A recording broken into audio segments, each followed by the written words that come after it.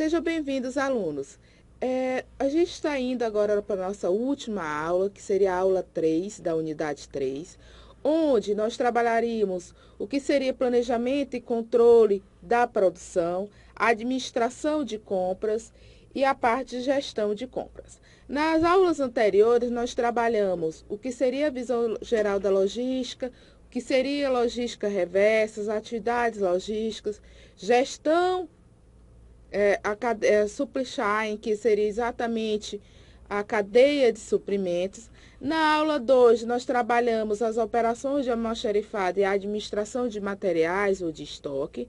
Só que nós temos a base também do que seria essa gestão de materiais. E essa gestão de materiais, nós começaríamos nossa aula com o primeiro conteúdo, que seria planejamento e controle de produção. Mas para a gente ter o planejamento e controle de produção, o que é controle de produção?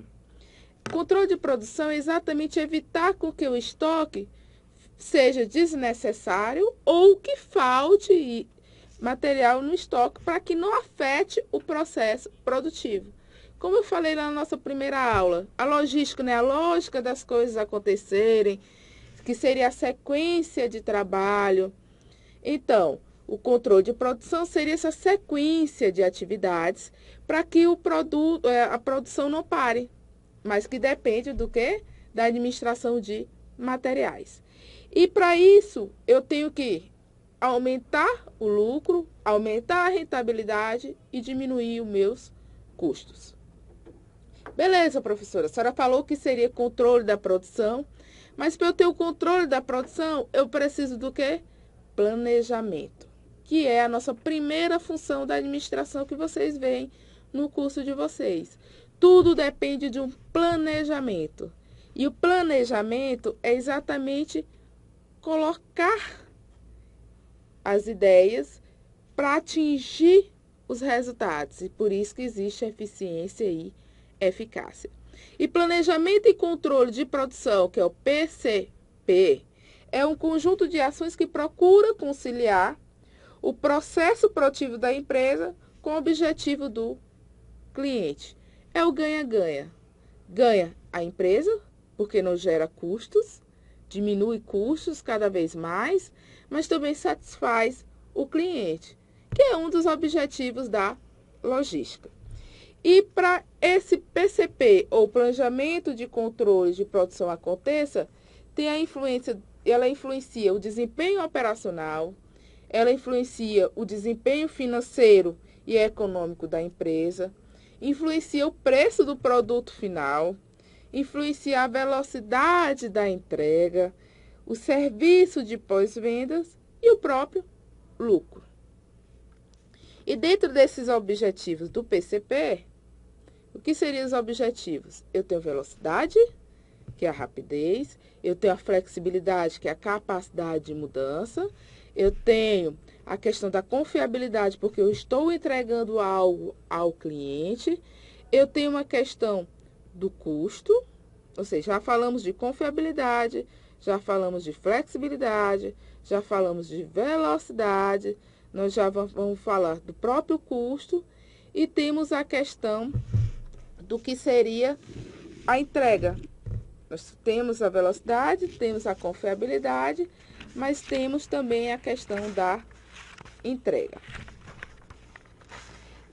E quando a gente trabalha com a entrega, ela influencia a qualidade, que é o produto adequado ao uso do cliente.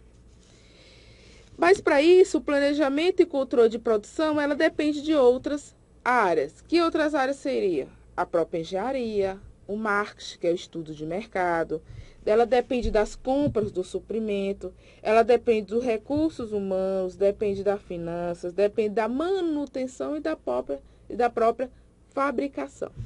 E quando a gente trabalha com PCP, ou seja, são ações que trabalham exatamente no processo produtivo. E essas ações que trabalham no processo produtivo, ela existe um tempo de espera. Tudo não é uma sequência? Então, para eu começar uma próxima etapa, eu tenho um tempo de espera, que é o chamado lead time, que é o tempo decorrido, é o tempo gasto no processo de produção para converter a matéria-prima no produto acabado. Ou seja, o começo ao fim do processo de produção. E o lead time, ela tem uma figurinha, onde tem o começo e tem o fim, onde ela se conecta com as áreas e onde ela tem a interdependência. Lembrando, nenhuma área dentro da organização ela é independente, ela é interdependente. Ela atinge os seus objetivos, como área, departamento, por exemplo, a área de compras, a área de produção, a área de... Cada um tem os seus objetivos, mas elas estão conectadas. Para quê? Para atingir o objetivo final da organização. E quando a gente fala de lead time, nós temos também termos que trabalham exatamente os chamados perdas, que seria a superprodução, o tempo de espera, o próprio transporte, ela pode haver perdas, o processamento, a questão do estoque, o desperdício no movimento, quando há movimentação desnecessária, e os produtos defeituosos. Lembrando, quanto maior o lead time, ou seja, quanto maior o tempo decorrido, maior é a perda. Eu tenho um processo que ela demoraria 1 hora e ela está demorando 2 horas, é porque há algo errado no meio desse processamento. Quais fatores que envolvem o lead time? Ou seja, o tempo decorrido. Suas instalações, equipamentos, máquinas, materiais, a habilidade da mão de obra, que hoje, se vocês observarem nos jornais, ele fala exatamente da mão de obra qualificada, a necessidade dessa mão de obra qualificada. E nós temos, para ter um bom sistema, nós temos que ter padrões, nós temos que ter programações, nós temos que ter ordem, nós temos que ter um controle. E quando a gente trabalha com o PCP, se elas são ações decorridas na produção de algo, onde a gente tem que entregar na hora certa, para a finalidade correta, onde o destino já está pré-estabelecido, os resultados já estão pré-estabelecidos, ou seja, houve um planejamento, nós temos as funções do PCP. As funções do PCP, ou seja, as funções do planejamento e controle da produção, é definir a quantidade de produtos a serem produzidos, administrar o estoque que nós trabalhamos na nossa aula passada, quando a gente falou de índice de retorno, quando a gente falou da evolução do consumo, quando a gente falou daqueles cálculos de média ponderada, de média aritmética. Nós temos também como função do PCP, ou seja, função do planejamento e controle de produção, a emissão de ordens de produção, que vai lá para a logística, processamento de pedidos, programação de ordem de fabricação e o próprio acompanhamento da produção. Ou seja, recapitulando, eu tenho ações dentro do planejamento e controle de qualidade, que é exatamente para a entrega do produto acabado ao cliente, mas para essas funções, para esse objetivo do planejamento e controle de produção aconteça, tem as funções do planejamento e controle de produção. Quantidade, estoque, a própria ordem de pedido, processamento do pedido, a programação dessa ordem de produção e acompanhamento da produção. E nisso existe 4 hierarquias. O planejamento estratégico da produção, que é exatamente alinhar as ideias do que o mercado está necessitando com o que a empresa pode produzir. Isso é o planejamento estratégico de produção.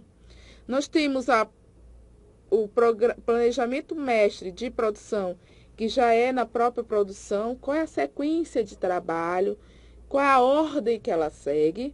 Nós temos a programação de produção, que por isso que nós trabalhamos a questão do consumo, índice de retorno de capital, trabalhamos quanto de pedidos que nós temos que fazer anterior, e o acompanhamento e controle de produção.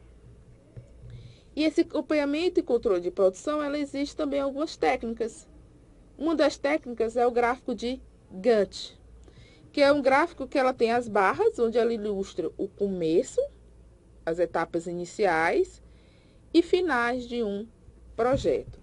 Só que o gráfico de Gantt, ela tem algumas deficiências, porque ela me traz poucas informações e ela não consegue identificar os possíveis atrasos, que é o que vocês vão identificar no próximo gráfico. O gráfico, ela me apresenta o início e o fim de uma etapa. O início e o fim da próxima etapa. Mas ela não me diz se pode haver um atraso, por que que houve um atraso. Ela não me mensura com tantas informações. Ela só me dá um planejamento do que pode iniciar e aonde vai finalizar o projeto. E nisso nós temos alguns softwares, que são softwares mais utilizados, que é o MS Project, temos o Primavera, temos o Visio e o próprio Excel. E agora vocês vão visualizar a figura do gráfico de Gantt, onde ela vai começar uma parte do processo e ela finaliza. Na outra etapa, ela mostra o início do processo e o final de cada etapa do processo. Beleza, nós já trabalhamos o gráfico de Gantt, mas nós temos também o MRP. Mas, professor, o que é MRP? O MRP é o Planejamento de Necessidade de Materiais. Esse MRP é dividido em MRP e MRP1, ou MRP2. O MRP, ela trabalha com planejamento de necessidade de materiais, que é um programa que permite, com rapidez e precisão, a ordem de compras e ordem de fabricação. Ou seja, através de um sistema computadorizado, eu sei o momento de compra, porque vai faltar no meu estoque, e se vai faltar no meu estoque, ela para a minha fabricação, ela para a minha produção. E os parâmetros para essa MRP é exatamente a estrutura do produto, quanto de item que compõe aquele produto, o tempo de fabricação, que é exatamente para eu poder me programar a ordem de fabricação, o tamanho do lote de fabricação, o estoque mínimo e o estoque máximo, que vocês viram na aula anterior. E aí vocês podem visualizar na figurinha tudo que a gente precisa no MRP. Lista de materiais, sequência de trabalho, ordem de pedido, ou seja, tudo que é necessário para que a MRP aconteça. E a MRP, ela tem as suas vantagens e as suas desvantagens. As vantagens é que o processo anda, mas ela tem a questão da dependência. Se o processo para, ela também para, conforme o slide está demonstrando. O MRP2, que seria exatamente a integração das demais áreas, a área de produção e a área do planejamento de necessidade de materiais, que ela permite a integração entre financeiro e operacional, ela permite o entendimento entre a produção e o marketing, ou seja, o que o mercado está querendo e o que eu preciso produzir. Ela me diz a variedade de produtos e planejamentos agregados, necessidade financeira e estratégica de preço. Ela faz a análise de sensibilidade, ou seja, ela prevê a ausência de capacidade produtiva. Por quê? Porque ela é a conexão das demais áreas com o processo produtivo, com a própria produção. Mas para isso, ela depende do quê? De um just-in-time.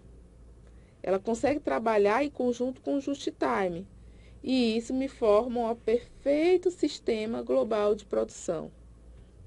Então, se o just-in-time ela trabalha exatamente com a forma de evitar desperdício, ela depende do fluxo, da qualidade e do envolvimento de pessoas. Então, os objetivos do just-in-time é exatamente eliminar defeitos porque trabalha com a qualidade, reaproveitamento máximo do processo produtivo, a redução do tempo de lote de fabricação, de preparação da máquina, manutenção preventiva, ou seja, se antecipar o problema, e o envolvimento das pessoas, envolvimento dos funcionários. Para isso, ele tem a técnica chamada Kanban, que é exatamente o tempo de preparação das máquinas e do tamanho de lotes de produção, para que ele não perca tempo ou recolocação. Para essa perca de tempo ou recolocação, eu dependo da administração de compras. Eu só fabrico se eu tiver o que produzir. Que é exatamente a administração de compra, obter mercadorias e serviços na quantidade certa, com qualidade e com menor custo, que é o que a logística falou na nossa primeira aula. E ela deve ser entregue e seja feita de maneira correta, para manter o relacionamento entre fornecedor, intermediário e o cliente final. E isso me diz o quê? Eu preciso estabelecer um projeto de relacionamento. E esse projeto de relacionamento, nós dependemos da administração de compras, que é exatamente o relacionamento entre o fornecedor e o relacionamento entre o comprador. E as ações de compras, eu dependo da solicitação de compras, eu dependo da coleta de preços, da análise de preços, do pedido de compras, eu dependo do acompanhamento do pedido, desenvolvimento de fornecedores de novos materiais, eu tenho que saber o que o mercado tem para me oferecer, o desenvolvimento e a qualificação de fornecedores e a própria negociação. Nisso, nós temos 3 pontos. O lote econômico de compras, que é exatamente o que eu necessito comprar dentro o investido, o capital investido, os juros envolvidos. Nós temos a análise econômica de compra, que é exatamente o processo de eliminar custos desnecessários de um produto e reduzir as incertezas para a tomada de decisão. E temos o EDI, que é exatamente o intercâmbio eletrônico de dados, que trabalha com a tecnologia de transmissão de dados.